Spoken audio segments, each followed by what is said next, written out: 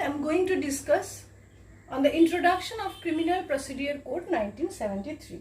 Now, from the very nomenclature of this act, it is clear that this act is applicable to all criminal proceedings in India.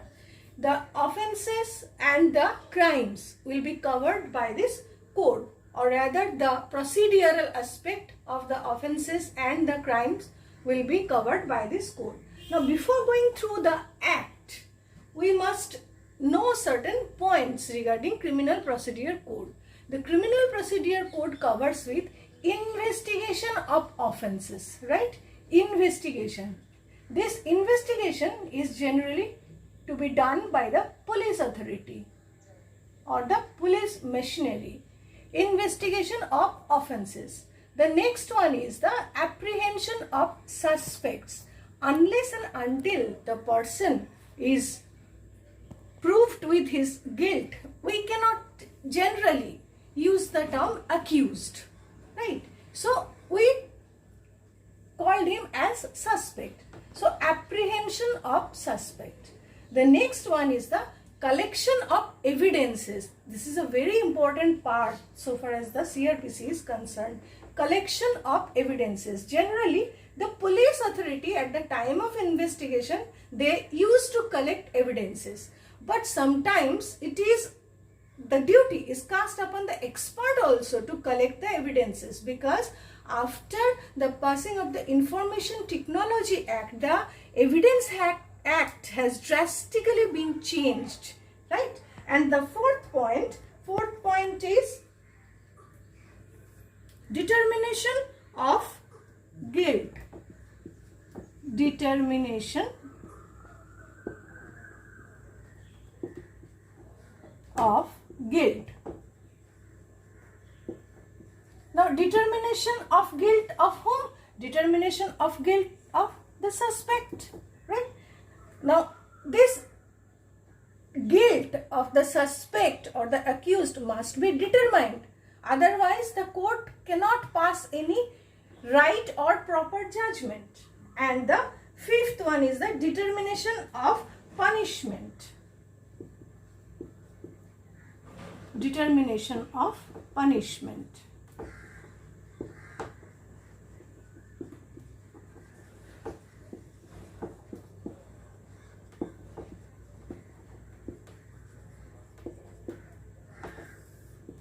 Now, punishment is also to be determined after the passing of the judgment. In case of Criminal Procedure Code, the judgment will either be in the form of acquittal or in the form of conviction. So, the punishment, that means the conviction, that must be determined by the court also, right? So, these are the points which CRPC generally covers. Now, the CRPC mainly provides the procedures, right? So, we may sum up the procedures. The CRPC, Criminal Procedure Code, provides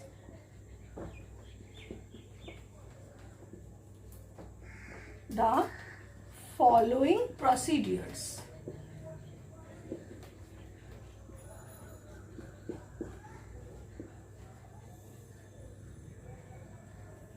Mainly, CRPC provides the following procedures. Now, what are those procedures? We can divide the procedures into 6 parts, right? So, the first one is investigation. This is the first procedure, that is investigation. The second part or the second procedure, that is the inquiry. Now, here investigation is to be conducted by the police authority and inquiry is to be conducted by the magistrate or by the court, right? The third one is trial. This procedure is very important because it is Criminal Procedure Code. So, trial is very important, and in trial we will find investigation. The fourth point is appeal. after the passing of the judgment, the person who is being aggrieved by the judgment or the prosecution also, they can file appeal before the higher authority. The fifth one is the revision, where there is no certain space for appeal in the code specifically, then you have to go for revision in the higher forum. And the sixth one is the review. Review, you can file this petition in the same court, because it is review, means view again, means the judge who passed the judgment, you are appealing him that please go through your judgment once again. So these are the 6 procedures that has been provided in the Criminal Procedure Code. And apart from that, there are certain substantive part in the Criminal Procedure Code also. The substantive parts. The substantive parts. Which are those parts? Substantive parts. Number 1, maintenance.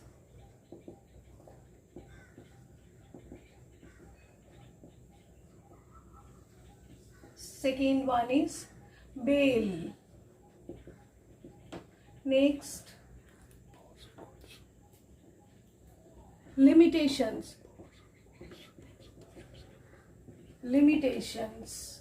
Next, powers of courts, etc.